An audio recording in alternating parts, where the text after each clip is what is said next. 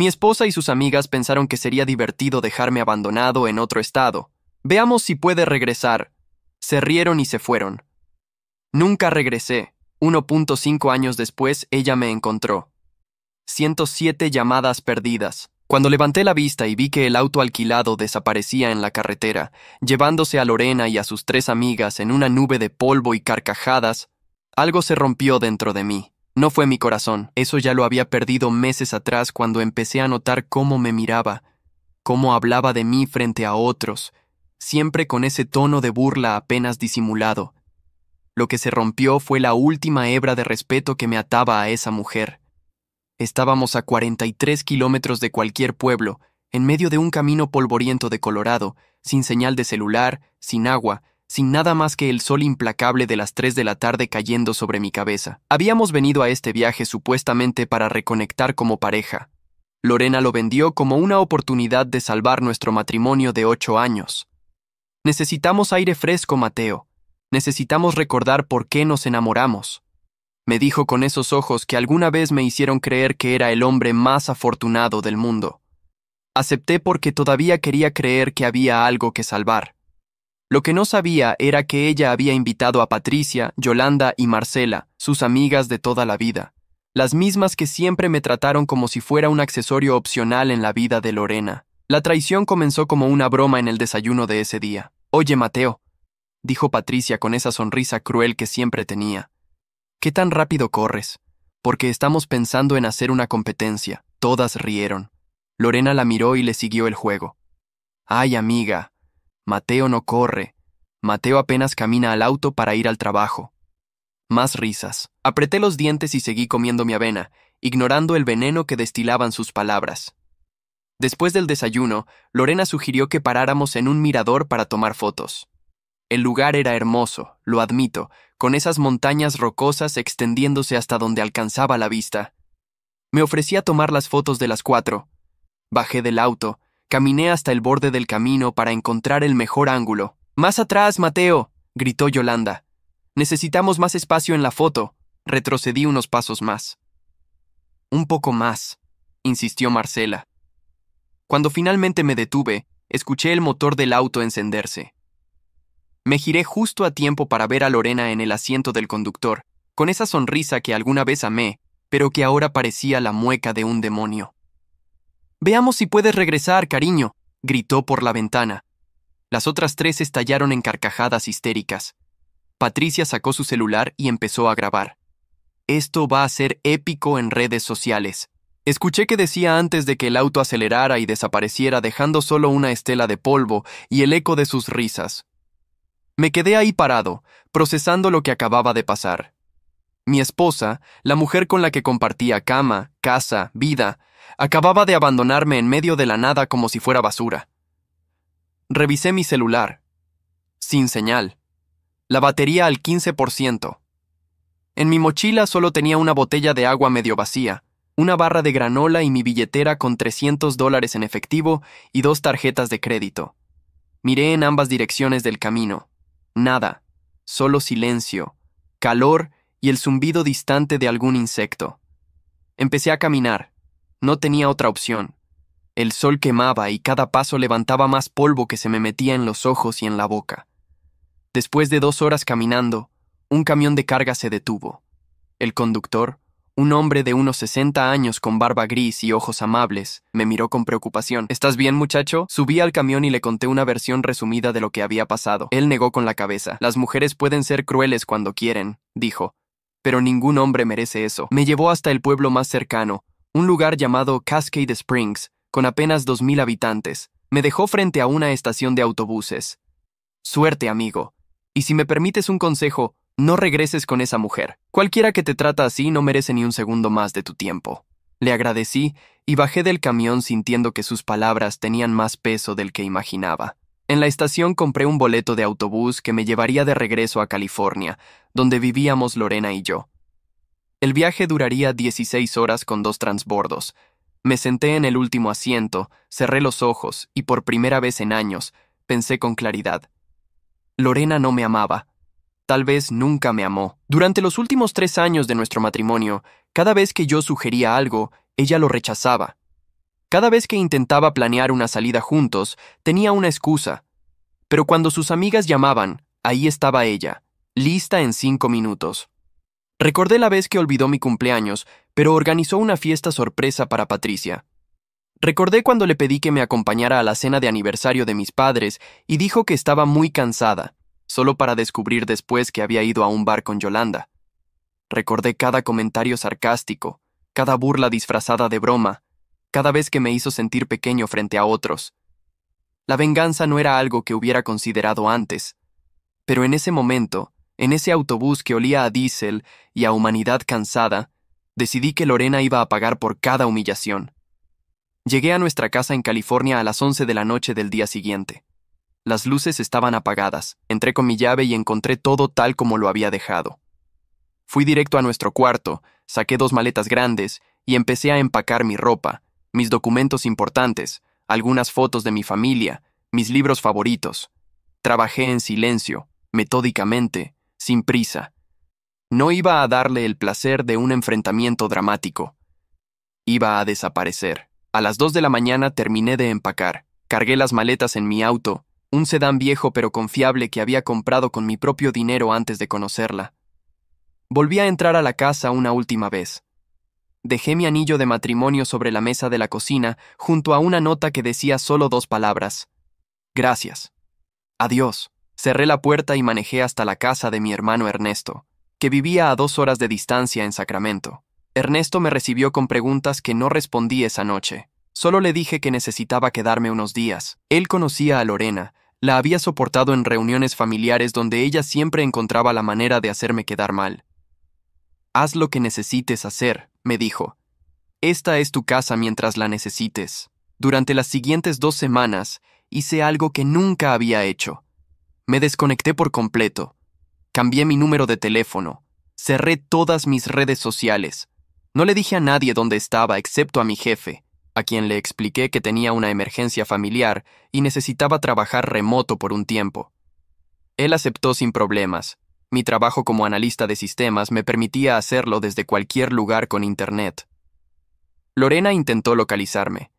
Lo supe porque Ernesto me contó que ella había llamado a mi mamá preguntando por mí. Mi mamá, bendita sea, le dijo que no sabía nada y que si yo no quería hablar con ella, era por algo. Lorena también contactó a algunos de mis amigos, pero ellos, leales como siempre han sido, le dijeron que no tenían idea de mi paradero. La justicia de su propia medicina estaba empezando a saber amarga para ella. Durante esos primeros meses sin Lorena, algo dentro de mí comenzó a despertar. Era como si hubiera estado dormido durante 8 años y finalmente alguien hubiera abierto las cortinas. Ernesto me animó a salir, a conocer gente, a vivir. Hermano, tienes 34 años. No estás muerto. Esa mujer te tenía convencido de que no valías nada. Pero mírate, tienes un buen trabajo, eres inteligente, eres decente. Cualquier mujer estaría afortunada de tenerte. Al principio no le creí. 8 años de escuchar a Lorena decirme que era aburrido, que no tenía ambición, que era demasiado simple, habían hecho mella. Pero poco a poco, en la casa de mi hermano, rodeado de su familia que me trataba con cariño genuino, empecé a recordar quién era antes de conocerla.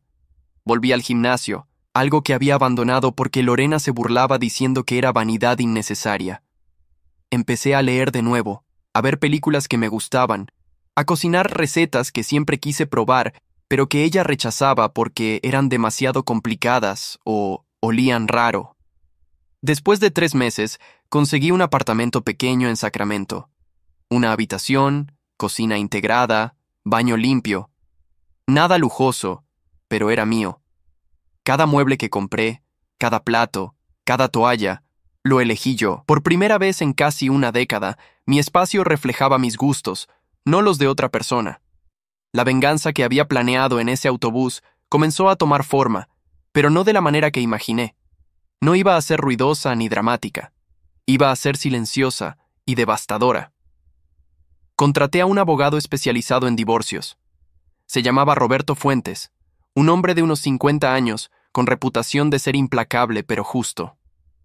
Le conté toda la historia, sin omitir detalles. Él escuchó en silencio, tomando notas. Cuando terminé, se recostó en su silla y dijo: «Mateo, Lo que tu esposa hizo tiene un nombre legal. Se llama abandono emocional, y en algunos casos, dependiendo de las circunstancias, puede considerarse abuso psicológico. Pero necesito que entiendas algo. Si vamos por este camino, no hay vuelta atrás. Vas a terminar este matrimonio y vas a asegurarte de que ella no se quede con nada que no le corresponda legalmente. Le dije que entendía perfectamente. Roberto empezó a trabajar. Primero revisó nuestras finanzas. Resultó que la casa donde vivíamos estaba a mi nombre, comprada con dinero que había ahorrado antes de casarme. Lorena nunca trabajó durante nuestro matrimonio. Decía que quería encontrarse a sí misma, lo que en realidad significaba pasar los días en cafeterías con sus amigas gastando mi dinero. Durante 8 años yo pagué todo, absolutamente todo: la hipoteca, los servicios, la comida, su ropa, sus salidas, hasta el auto que ella manejaba estaba a mi nombre. Roberto me explicó que en California, un estado de comunidad de bienes, normalmente ella tendría derecho a la mitad de todo lo adquirido durante el matrimonio. Pero había excepciones. Si podíamos demostrar que ella había cometido actos de crueldad o abuso, si podíamos probar abandono del hogar conyugal, las cosas cambiaban. Y teníamos pruebas. El incidente de Colorado, por ejemplo. Patricia había subido el video a sus redes sociales, riéndose de cómo me habían abandonado. Yolanda había comentado: Mateo el perdedor caminando por el desierto. Marcela compartió el video con la leyenda: cuando tu amiga por fin se libera del lastre. Roberto descargó todo. Cada comentario, cada reacción, cada vez que compartieron ese video. También investigó más profundo. Encontró mensajes de Lorena en grupos privados donde hablaba de mí de manera despectiva. Mi esposo es tan aburrido que podría ser una planta, escribió una vez. En otro mensaje decía: a veces desearía que simplemente desapareciera. No tengo el valor de dejarlo, pero tampoco quiero seguir con él. Había docenas de mensajes similares, todos documentados, todos con fecha y hora. Mientras Roberto construía el caso, yo me enfocaba en reconstruir mi vida. Conseguí un ascenso en el trabajo. Mi jefe, impresionado por mi dedicación durante esos meses de trabajo remoto, me ofreció liderar un nuevo proyecto importante. El aumento de sueldo fue considerable. Por primera vez en años me sentía valorado profesionalmente. También empecé a socializar de nuevo. Ernesto me presentó a su grupo de amigos, gente normal que se reunía los viernes para jugar fútbol y después tomar cerveza. Eran conversaciones simples, sin drama, sin burlas, solo hombres disfrutando de la compañía mutua. Fue en una de esas reuniones que conocí a Daniela. Era la prima de uno de los amigos de Ernesto, estaba de visita desde Arizona. Tenía 32 años, era maestra de primaria, con ojos cafés que sonreían antes que su boca. Hablamos durante horas esa noche. Me contó sobre su trabajo, sobre sus estudiantes, sobre cómo le encantaba enseñar, pero a veces era agotador. Le hablé sobre mi trabajo, sobre tecnología, sobre películas que me gustaban. Fue la conversación más fácil y genuina que había tenido en años. Cuando terminó la noche, intercambiamos números.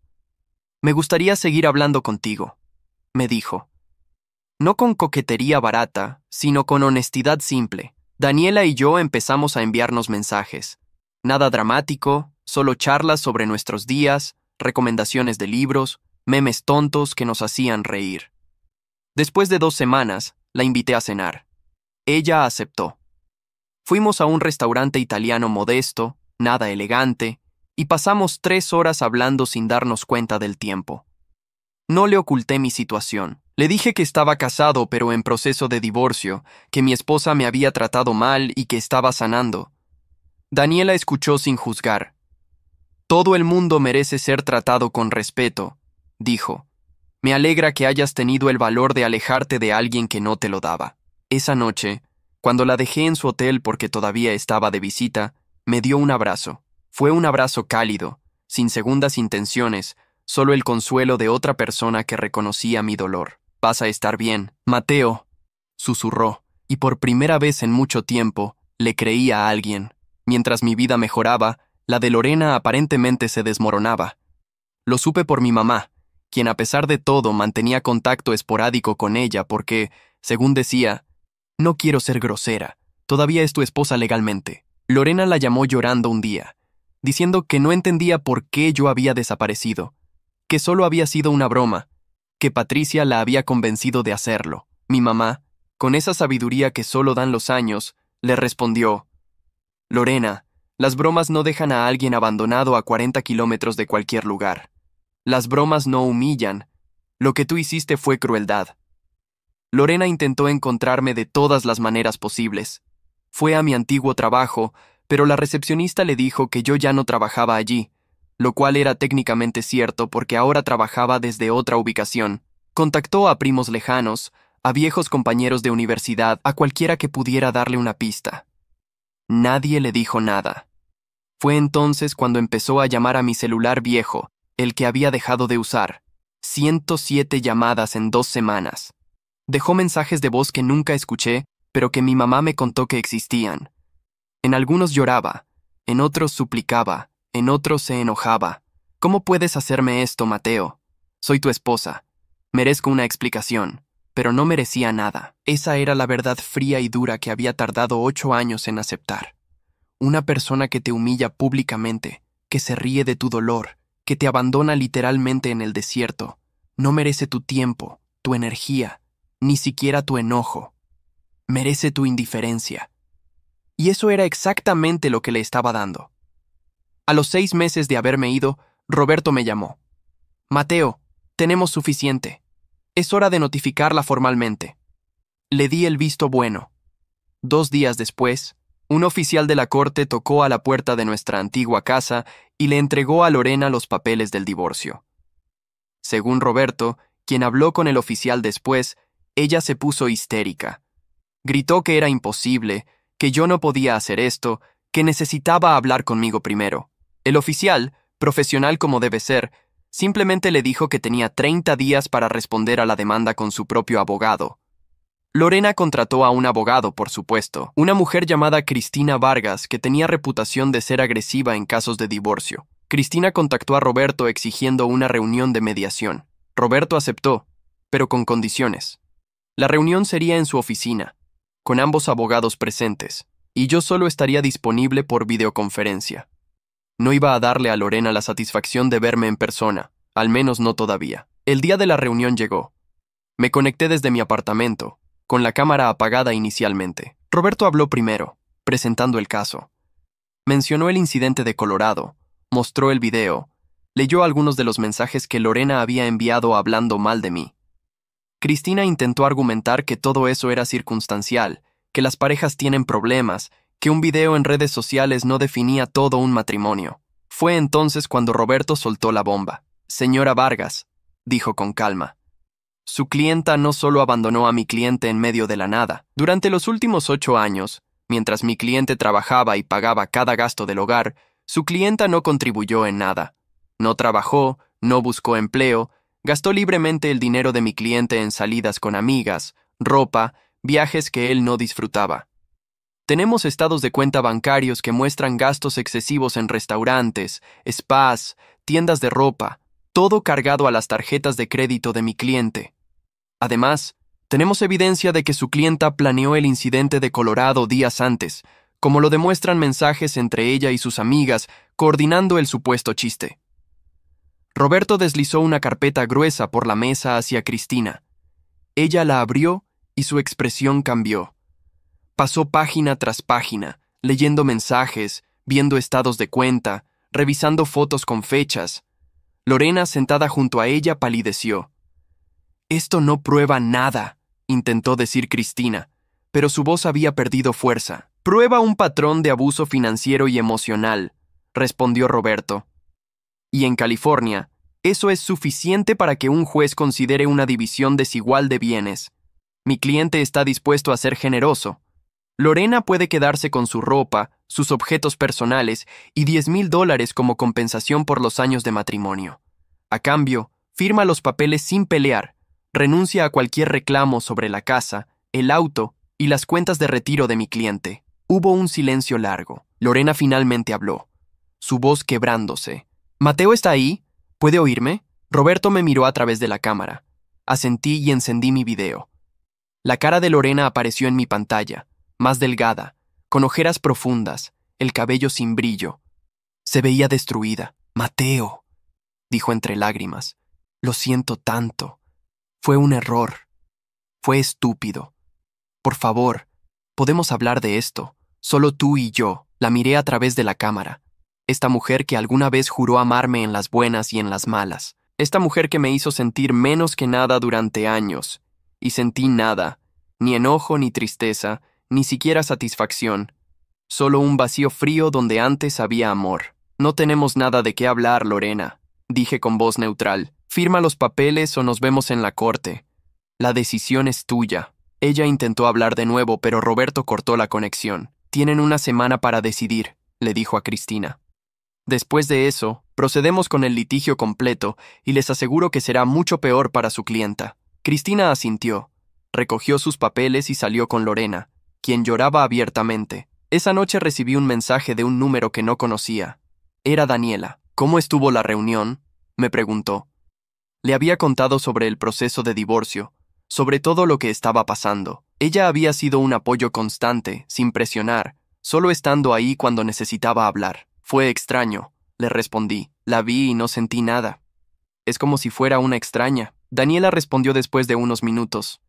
Eso significa que estás sanando. El opuesto del amor no es el odio, es la indiferencia. Y tú ya llegaste ahí. Tenía razón. Había pasado de sentir dolor por la traición de Lorena, a sentir enojo, y finalmente a sentir absolutamente nada. Ella se había vuelto irrelevante en mi vida. La venganza que imaginé en ese autobús no necesitaba ser elaborada o cruel. La mejor venganza era simplemente vivir bien, ser feliz, y dejarla atrás como un mal capítulo en un libro que finalmente estaba mejorando. 5 días después, Cristina llamó a Roberto. Lorena firmaría los papeles. No iba a pelear. Roberto me informó con satisfacción profesional en su voz. Lo hiciste bien, Mateo. Mantuviste la calma, seguiste el proceso, y ahora vas a recuperar tu vida completamente. 2 semanas más tarde, los papeles firmados llegaron. El divorcio sería final en 6 meses, pero efectivamente, ya había terminado. Durante esos 6 meses de espera legal, mi vida continuó transformándose. El proyecto que lideraba en el trabajo fue un éxito rotundo. Mi jefe me ofreció una posición permanente de gerente con un salario que duplicaba lo que ganaba cuando estaba con Lorena. Acepté sin dudar. Con el aumento compré muebles nuevos para mi apartamento, reemplacé mi auto viejo por uno más nuevo y por primera vez en años ahorré dinero en lugar de gastarlo en los caprichos de otra persona. Daniela y yo nos hicimos más cercanos. No me presionó para tener una relación formal. Entendía que necesitaba tiempo para sanar completamente. Pero pasábamos cada vez más tiempo juntos. Íbamos a caminar por el parque los domingos, cocinábamos juntos en mi apartamento, veíamos películas acurrucados en el sofá. Era una intimidad simple y honesta, sin juegos mentales, sin manipulación. Ella me trataba como un igual, valoraba mi opinión, se reía de mis chistes sin burla, y cuando discutíamos sobre algo, lo hacíamos con respeto. ¿Sabes qué es lo que más me gusta de ti?, me preguntó una noche mientras cenábamos. Tu tranquilidad. No necesitas demostrar nada a nadie. Eres quien eres y te sientes cómodo con eso. Sus palabras me llegaron profundo porque tenía razón. Ya no estaba tratando de ser suficiente para alguien que nunca me iba a valorar.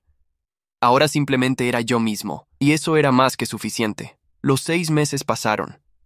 El divorcio se finalizó un martes de octubre. Roberto me llamó para confirmarlo. Oficialmente eres un hombre soltero de nuevo, dijo. Felicidades por cerrar este capítulo. Esa noche Daniela vino a mi apartamento con una botella de vino y una pequeña torta. Estoy celebrando tu libertad, dijo sonriendo. Brindamos, comimos torta y hablamos sobre el futuro. Por primera vez en mucho tiempo, el futuro no me daba miedo, me emocionaba. Un mes después del divorcio final, recibí un mensaje de mi mamá. Lorena me llamó preguntando por ti de nuevo. Le dije que habías seguido con tu vida y que estabas feliz. Se puso a llorar y me dijo que cometió el peor error de su vida. Le dije que algunos errores no tienen solución y colgué. Solo quería que lo supieras. Le agradecí a mi mamá por defenderme incluso cuando ya no era necesario. Lorena finalmente estaba entendiendo las consecuencias de sus acciones, pero ya era demasiado tarde. El daño estaba hecho, y yo ya no estaba disponible para ser su segunda opción o su plan de respaldo. La justicia en mi historia no vino de un gran momento dramático, donde confronté a Lorena y le dije todo lo que pensaba. Vino de algo mucho más simple y poderoso. Elegirme a mí mismo. Elegir mi paz mental sobre la costumbre de un matrimonio tóxico. Elegir mi dignidad sobre la comodidad de lo conocido. Elegir construir una vida donde fuera valorado en lugar de tolerado. Diciembre llegó y con él una invitación inesperada. Patricia, una de las amigas que estuvo en el incidente de Colorado, me envió un mensaje directo en redes sociales que acababa de reabrir. Mateo, sé que probablemente no quieras hablar conmigo, pero necesito decirte algo. Lorena está destruida. Ha estado deprimida desde que firmó los papeles del divorcio. No come bien, no sale de la casa, solo llora. Sé que lo que hicimos estuvo mal. Fue cruel e imperdonable. Pero ella de verdad te amaba. Solo estaba pasando por un momento difícil, y nosotras la influenciamos mal. ¿Podrías, por favor, considerarle dar otra oportunidad? Ella está arrepentida de verdad. Leí el mensaje 3 veces. La vieja versión de mí, la que vivió 8 años siendo manipulada emocionalmente, habría sentido lástima. Habría considerado que tal vez Lorena sí estaba arrepentida, que tal vez merecía otra oportunidad, pero esa versión de mí había muerto en ese camino polvoriento de Colorado. La nueva versión, la que había aprendido a valorarse, sabía mejor. Respondí brevemente. Patricia, lo que ustedes hicieron no fue un momento difícil, fue quien realmente son. Lorena tuvo 8 años para amarme y eligió humillarme. Las consecuencias de esa elección son suyas, no mías. No me contactes de nuevo. La bloqueé inmediatamente. No iba a permitir que trataran de manipularme con culpa o lástima. Lorena estaba recibiendo exactamente lo que había sembrado durante años. Yo estaba cosechando la paz que me había negado a mí mismo por demasiado tiempo. En la víspera de Año Nuevo, Daniela y yo fuimos a una fiesta en casa de Ernesto. Era la primera vez que asistiríamos juntos a un evento familiar como pareja. Ernesto me abrazó cuando llegamos. Hermano, te ves diferente, te ves feliz. Tenía razón. Me veía y me sentía como una persona completamente nueva. Durante la cuenta regresiva para el nuevo año, Daniela tomó mi mano. Este va a ser tu año, Mateo. Lo presiento.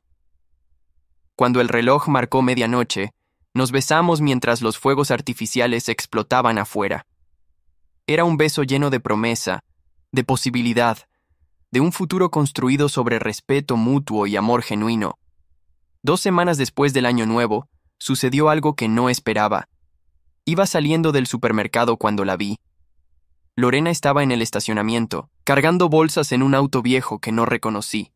Se veía demacrada, con el cabello recogido descuidadamente, ropa que alguna vez fue elegante pero ahora se veía gastada. Me vio al mismo tiempo que yo a ella. Se quedó congelada, las bolsas cayendo de sus manos. Mateo, susurró.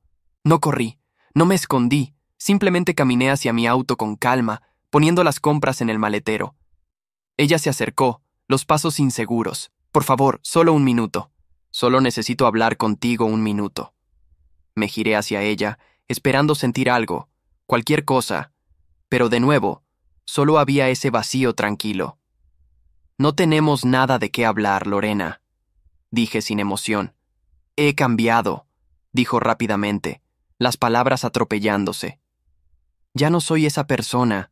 Dejé a Patricia, a Yolanda, a Marcela. Me di cuenta de que ellas me hicieron ser alguien horrible. Estoy yendo a terapia. Estoy trabajando en un café para mantenerme. He aprendido lo que es realmente importante. Y tú eres importante, Mateo. Fuiste la mejor cosa en mi vida y la arruiné. Dame una oportunidad de demostrarte que puedo ser mejor. La miré. Esta mujer que durante 8 años me convenció de que yo era el problema, de que era aburrido, de que no era suficiente. Esta mujer que me abandonó en el desierto y se rió de mi dolor. Y le dije la verdad más simple y devastadora que podía decirle. No me importa quién eres ahora, Lorena. Ya no eres parte de mi vida. Te deseo lo mejor, sinceramente, pero no conmigo. Nunca más conmigo. Sus ojos se llenaron de lágrimas. ¿Hay alguien más? ¿Es por eso? La pregunta era patética, como si no pudiera concebir que simplemente ya no la quisiera. No es por nadie más, respondí. Es por mí. Me elegí a mí mismo, algo que debí hacer hace años. Subí a mi auto y me alejé sin mirar atrás. En el espejo retrovisor la vi de pie en el estacionamiento, sola, llorando, y no sentí nada más que alivio de que esa ya no era mi vida. Esa noche le conté a Daniela sobre el encuentro. Ella escuchó en silencio y luego me abrazó. Debió ser difícil verla así, dijo. Negué con la cabeza. No lo fue. Fue liberador. Me di cuenta de que ya no queda nada de lo que alguna vez sentí por ella. Solo gratitud de haberme alejado cuando lo hice. Daniela sonrió. Eso es porque has hecho el trabajo de sanarte. No mucha gente tiene el valor de hacer eso. Los meses siguientes trajeron más cambios positivos. Me promovieron de nuevo en el trabajo, esta vez a director regional. El salario era más de lo que había soñado ganar. Daniela y yo decidimos vivir juntos. Rentamos una casa pequeña con jardín en un vecindario tranquilo. Era modesta, pero perfecta para nosotros.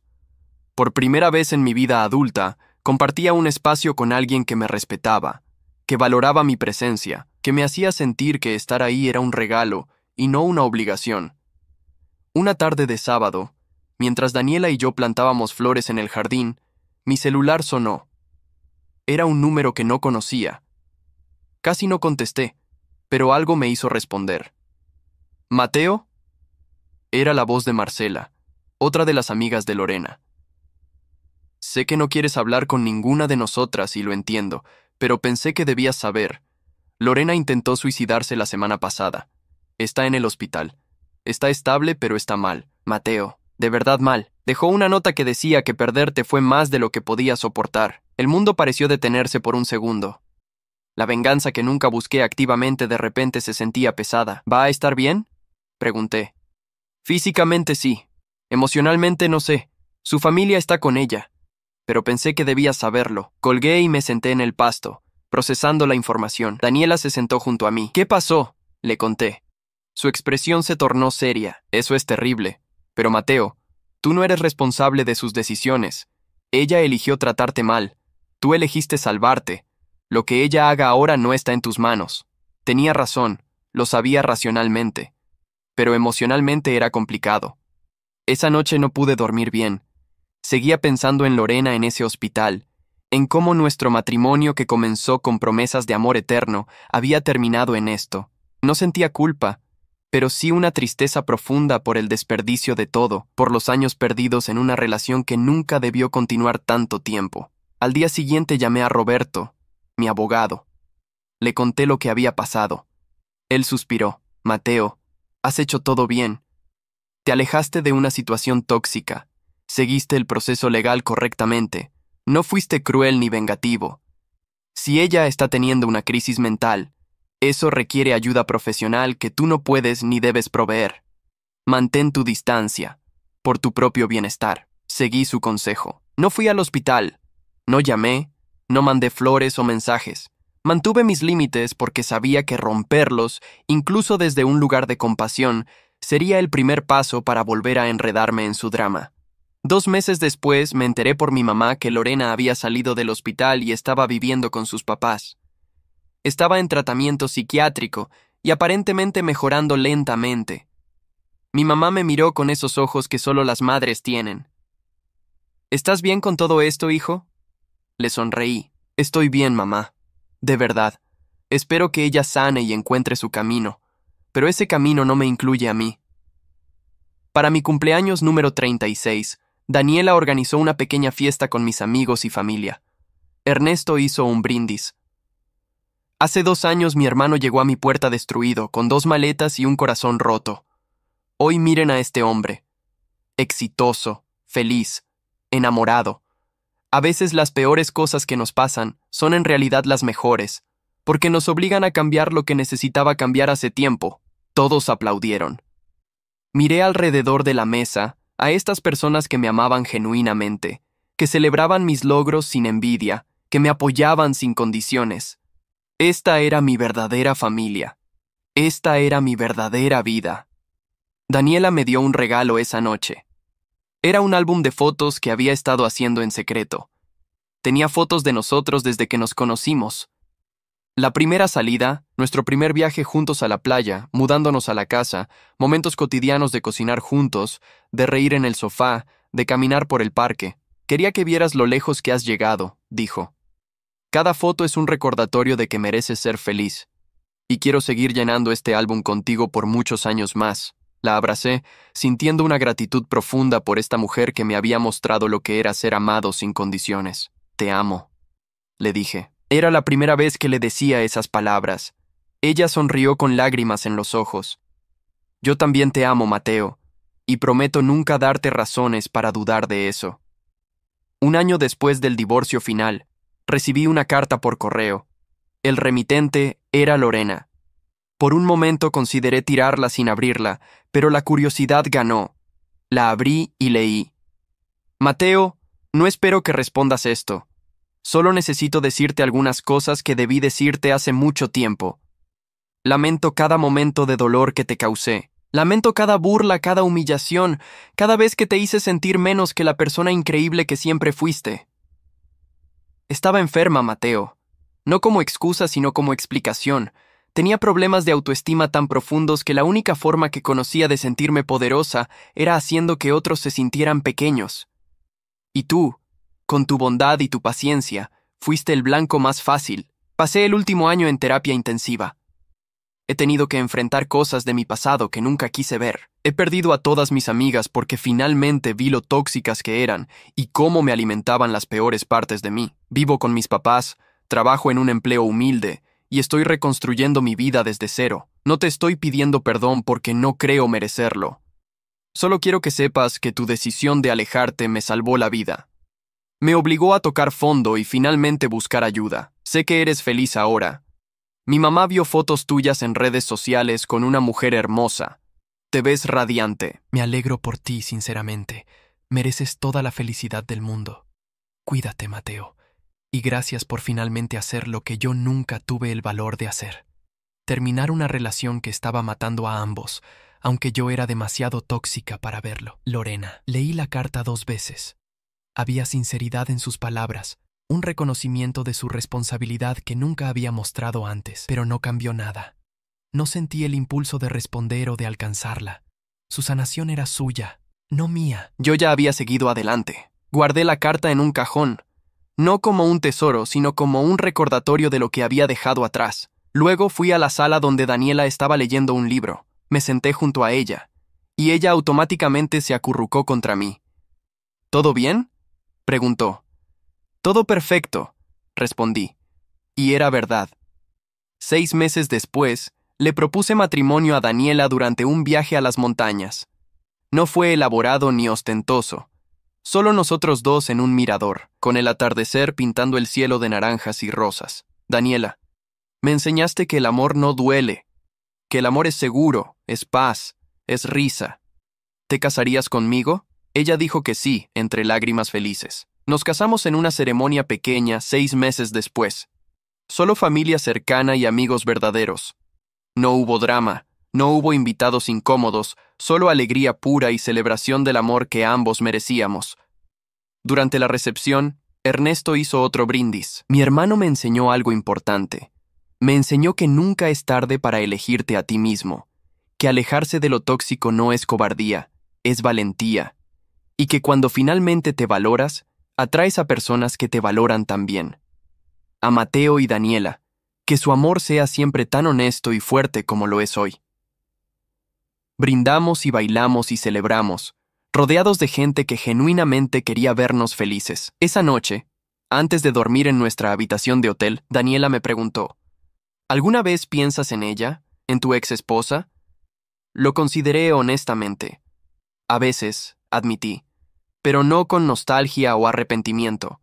Pienso en ella como pienso en cualquier capítulo difícil de mi vida que tuve que atravesar para llegar aquí. Fue doloroso, pero necesario. Me enseñó lo que no quiero en una pareja, y me preparó para apreciar lo que tengo contigo. Daniela sonrió. Me alegra que hayas pasado por eso, no porque te lo merecieras, sino porque te trajo hacia mí. Pero también me entristece que tuvieras que sufrir tanto para aprender esas lecciones. La abracé. El sufrimiento terminó hace mucho. Ahora solo queda la gratitud. Gratitud por haber tenido el valor de salir de ahí. Gratitud por mi familia que me apoyó.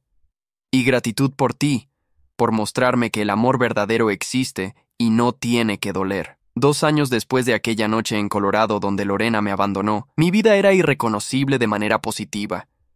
Tenía una carrera exitosa, una esposa que me amaba de verdad, una casa llena de paz en lugar de tensión, y sobre todo, tenía respeto por mí mismo.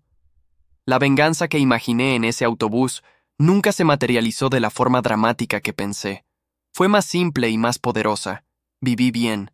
Viví tan bien que cuando ocasionalmente me encontraba con alguien que conocía a Lorena y me preguntaba por ella, podía decir honestamente, espero que esté bien. Fue parte de mi pasado, pero ya no es parte de mi presente.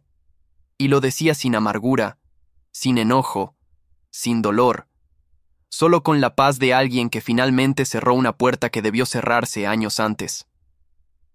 El epílogo de mi historia con Lorena no incluyó una gran confrontación final donde le dije todo lo que pensaba. No incluyó verla sufrir o destruirse, aunque aparentemente ella misma se encargó de eso por un tiempo. El epílogo fue mucho más satisfactorio. Fue yo construyendo una vida que ella nunca podría tocar, alcanzar o arruinar. Fue yo siendo feliz a pesar de ella, y eventualmente sin ella siquiera en mis pensamientos. 3 años después del divorcio, en una tarde de otoño mientras Daniela y yo preparábamos la cena juntos, mi celular sonó. Era mi mamá. Hijo. Lorena se casó. Su mamá me lo contó hoy en el supermercado. Se casó con alguien que conoció en el grupo de terapia. Al parecer, él también estaba saliendo de un matrimonio tóxico. Esperó mi reacción. Me reí suavemente. Qué bueno, mamá. De verdad espero que esta vez ella haya aprendido y sea feliz. Y lo decía en serio.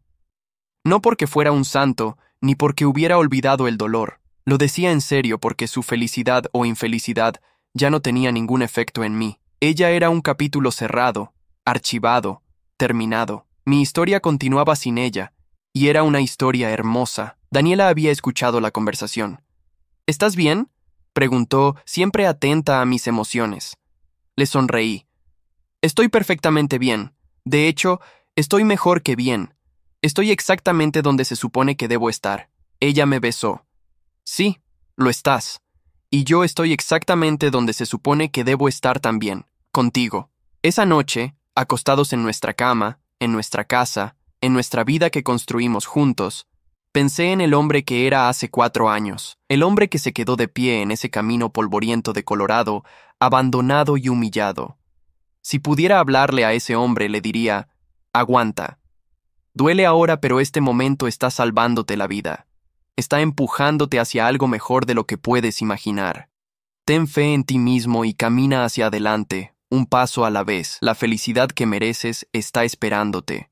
Pero primero tienes que tener el valor de dejar ir lo que te está destruyendo. La venganza que busqué nunca fue realmente venganza. Fue justicia. Justicia de recuperar mi vida, mi dignidad, mi valor. Fue justicia de decir no más a alguien que me usó como su juguete emocional. Y fue justicia de demostrarme a mí mismo que merecía ser amado correctamente, con respeto, con honestidad, con bondad genuina. Lorena me hizo un favor ese día en Colorado, aunque tomó mucho tiempo verlo así. Me liberó, me empujó a una crisis que finalmente me forzó a tomar la decisión que había estado posponiendo por años. Y aunque el método fue cruel y traumático, el resultado fue mi salvación.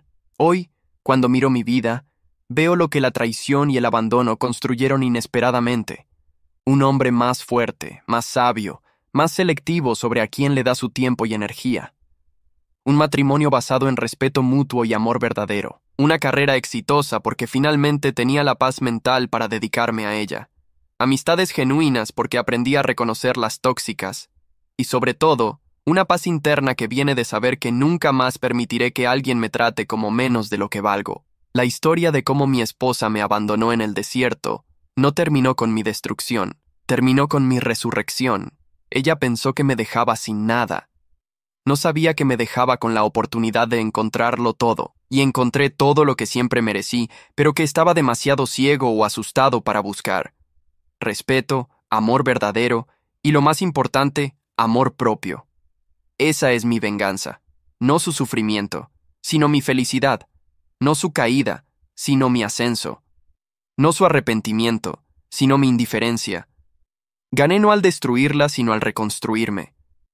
Y esa victoria es mía para siempre, intocable, irrompible, completamente mía.